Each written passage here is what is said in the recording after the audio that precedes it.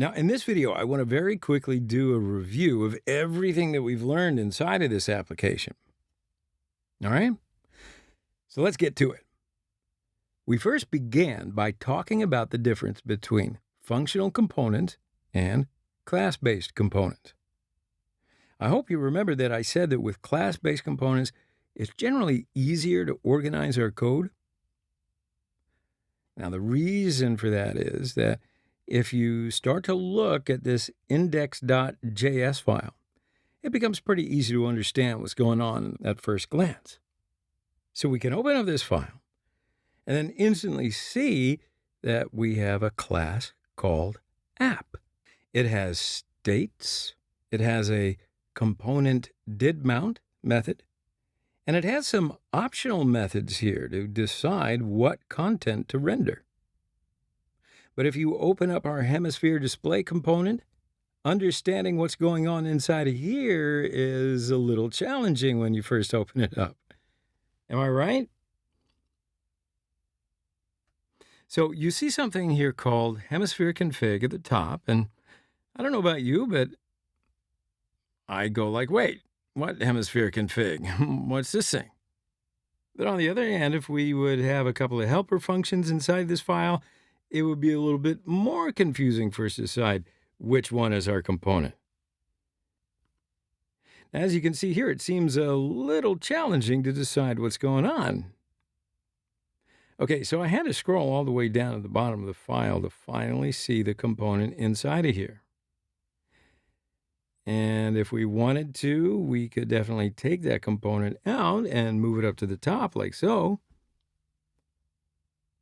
And we'd probably not run into any issues.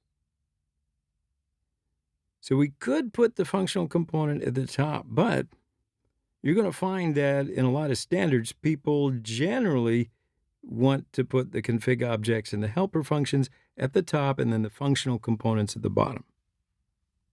It's, kind of a community convention to put the component at the bottom. So right now I'm going to remove this. And the next thing that we learned about class-based components is that they can make use of the state system, which makes it easier to handle user input. And the next thing we learned was that with the class-based components, we can make use of lifecycle methods.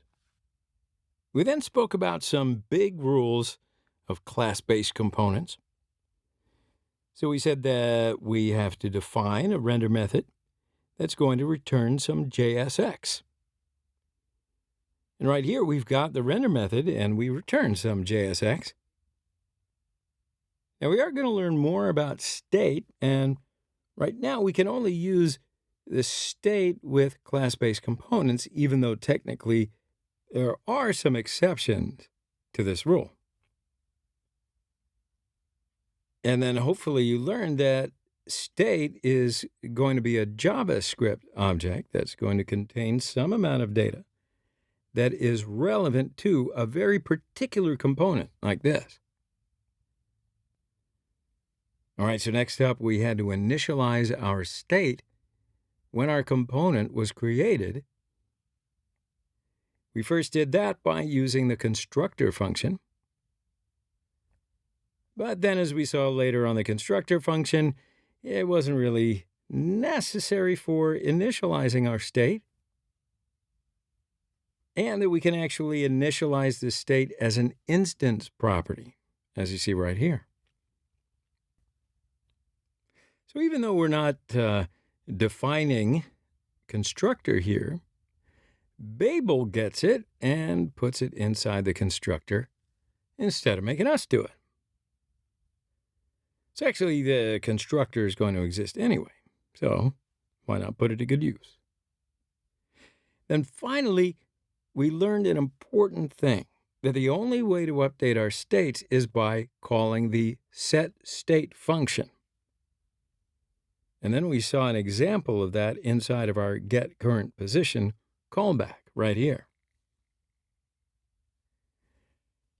Now, we also went over the fact that when we call setStates, it would not overwrite, delete, or change our error message, and likewise for the latitude. This would only modify the latitude property, and it would not modify or change the error message. And then the last big topic that we spoke about was the component lifecycle methods. We said that the constructor function is the first function that gets called inside of a component. We can use it for data loading or for some kind of long-running operation, but community convention is to stick data loading requests into the component didMount method.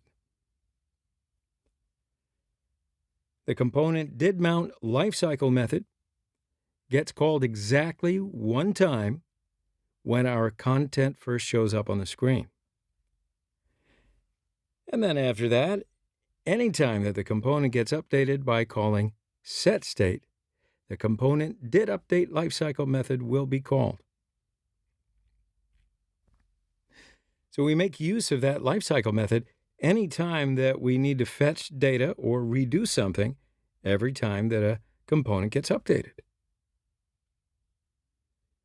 And finally, there was the component will unmount lifecycle method.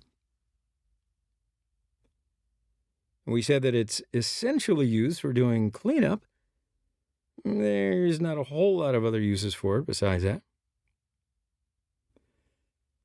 Now, hopefully you will remember that there are other lifecycle methods, but these are the ones that are most used and the other ones rarely. So we're not really going to talk about those right now because if you learn about them, you might start using them for scenarios where they're really not going to help you out much.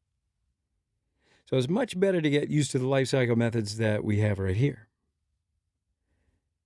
So that's a whole lot, but it is everything that we've covered in this section.